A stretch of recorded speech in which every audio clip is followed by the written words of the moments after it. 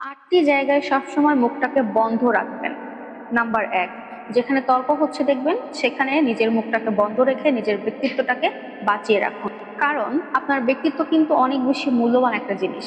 ব্যক্তিত্ব কখনো টাকা দিয়ে কিনতে পাওয়া যায় না। যখনই দেখবেন কোথাও তর্ক বিতর্ক হচ্ছে সেখানে নিজে চুপ থাকুন এবং চুপ থেকে নিজের ব্যক্তিত্বকে বাঁচিয়ে রাখুন। 2 নাম্বার, রাগ হলে কথা না বলে নিজেকে চুপ রাখুন। কারণ রাগ কিন্তু অনেক ভয়ঙ্কর একটা জিনিস। রাগ হলে মাথা ঠান্ডা রেখে নিজের মুখটাকে বন্ধ রাখার চেষ্টা করুন। 3 নাম্বার, গোপন কথা আমানত হিসেবে মুখের মধ্যেই রাখুন। গোপন কথা ভুল করেও কখনো কারোর সাথে শেয়ার করবেন না। একজন মানুষ আপনাকে বিশ্বাস করে আপনাকে একটা কথা বলেছে, সেই গোপন কথাটা আপনি ভুল করেও আপনার মুখের ভেতর থেকে কখনো বের করবেন না। যদি ভুল করেও বের করে ফেলেন, ওই গোপন কথাটাই কিন্তু আপনার জীবনে তীর হয়ে ফেরত আসবে। আর ভুল করেও আপনি কখনো আপনার জীবনের গোপন কথা অন্য কাউকে কখনো বলবেন না। আর সেই জন্য মুখের কথা, গোপন কথা মুখের মধ্যেই আমানত হিসেবে রাখুন, ঔষধ হিসেবে রাখুন। মনে রাখবেন, মুখের কথা বাইরে বের হলে সেটা বিষ, আর মুখের ভেতর রাখলে সেটা ঔষধ। 4 নাম্বার, পরের বিষয়ে নাক গলানো বন্ধ রাখুন। আমরা সাধারণভাবে পরের বিষয় নিয়ে খুব মাতামাতি করি, অনেক চিন্তা ভাবনা করি। মানুষটা কি করতেছে, মানুষটা এত কিছু করে ফেলছে, কিভাবে করলো, কেন করলো, মানে নানান ধরনের চিন্তা ভাবনা আমাদের ওগুলো নিয়ে করতে হয়, করতে থাকি আমরা। এই সব কিছু চিন্তা করবেন না। অন্য মানুষ যা ইচ্ছা করুক, আপনি আপনারটা নিয়ে চিন্তা করুন। আপনি কিভাবে কি করবেন, কি কাজ করবেন, কিভাবে কি ইনকাম করবেন, সেগুলো নিয়ে চিন্তা করুন।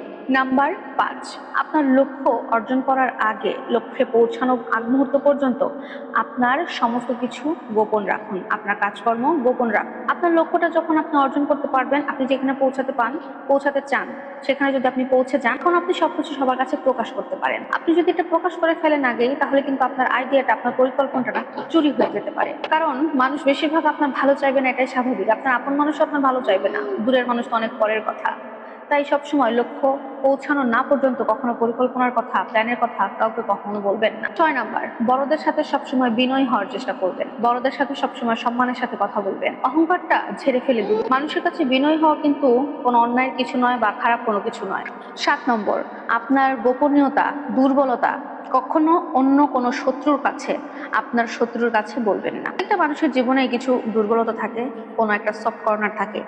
এই দুর্বলতা বা সফট কর্নার কখনো কারোর সাথে শেয়ার করবেন না। একটা কথা তো জানেন, শত্রু কখনো বাইরের মানুষ হয় না, শত্রু সবসময় কাছের মানুষ, ঘরের মানুষই হয়ে থাকে। এই কারণে শত্রুদেরকে আপনার মুখের কথা, আপনার মনের কথা কখনো বলে ফেলবেন না। ভুল করে যদি বলে ফেলেন, তাহলে দেখবেন আপনার নিজের জীবন আপনি নিজেই বিপদ ডেকে এনেছেন। আর 8 নাম্বার, অচেনা মানুষের সাথে একটু বেশি কথা বলা বন্ধ করুন। সবসময় আপনার লেভেল বুঝে আপনি কথা বলুন। আপনার স্টেজ যদি কমাতে না চান, আপনি যে স্টেজের লেভেলে থাকেন, আপনি যে স্টেজের মানুষ, সেই স্টেজ দেখে দেখে আপনি সেই মানুষদের সাথে কথা বলবেন।